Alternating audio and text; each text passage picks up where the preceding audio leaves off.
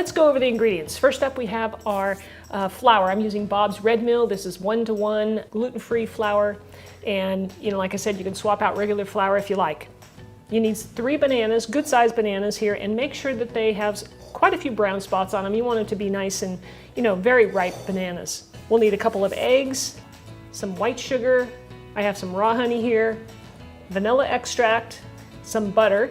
For our spices, I've got some baking soda, salt, cinnamon, and nuts. I'm using some walnuts here. You can either leave them in or take them out, either way. You want to preheat your oven to 350 degrees Fahrenheit, and you want to have a pan, a loaf pan like this. A metal works the best, I think. And we're going to coat this with some butter so that the bread doesn't stick. Now, I like using butter instead of, the sprays because of the propellants. I'd rather use butter. So that's what we'll do here. I'll take some butter and we'll start spreading it throughout the pan. All right, so now we're going to take our ingredients and we're going to put them basically into 2 bowls. We're going to have the bowl with the dry ingredients and the bowl with the wet ingredients. So we'll start with the dry ingredients. I have my flour in the bowl already. I'm going to add the sugar to it, the baking soda, the salt, and the cinnamon. Now you want to whisk this really well to combine everything, because once we add our dry ingredients to our wet ingredients, we're just going to fold it in. We don't want to over mix. So we got to start out already having everything well combined. Now for our wet ingredients, I'm going to take the butter and I'm going to melt it in the microwave. Now how I do it typically is I'll place it in there for about 45 seconds on power level 3. Take it out, stir it up, and once it's all melted, then you're good to go. But don't boil it or don't, make it splatter. So I'm going to peel my bananas. And I'm going to put everything in here, even the bruises. I'm not going to worry about that. You want to make sure that these bananas are nice and ripe. That way they'll be nice and sweet, and your banana bread will just turn out so much better. So buy them ahead of time, let them sit on your counter, and they will ripen up. Now we want to mash them. And you want to keep mashing these until they turn into, they get really mushy, almost liquidy-like. Now next we're going to toss in that melted butter. And you want to use a spatula to get every last drop out of there.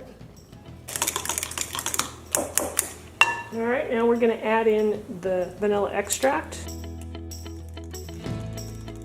Now we want to get our eggs in a separate bowl and whisk them up separately so that, we get them really well combined. We get that egg yolk and the whites mixed together well.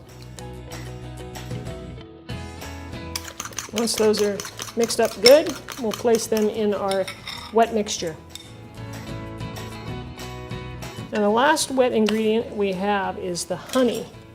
So if you were to use all sugar in this, you would use 1 cup of sugar, by the way. I'll put that down in the description of the video where you can find the written recipe.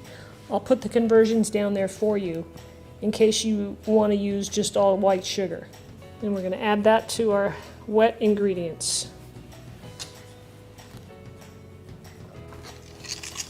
Okay, so now you want to just make sure that everything is really well combined and that honey is, really combined in there and dispersed. Okay, now what we do is we just take all of our dry ingredients and just pour it into the wet ingredients. And we're going to fold this in. You don't want to overmix, but you just want to make sure everything gets wet, okay?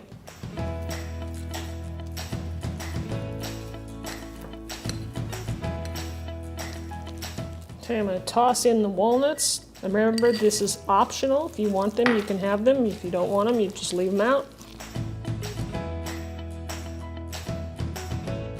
So just keep folding things in until everything, all the flour mixture looks like it's, mixed in.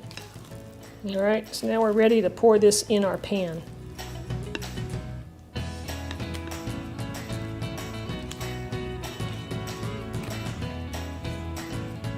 Just spread it out a little bit, push it into all the corners. Now we're going to pop this in the oven at 350 degrees Fahrenheit, and we're going to check it at 45 minutes with a toothpick and see if it comes out dry.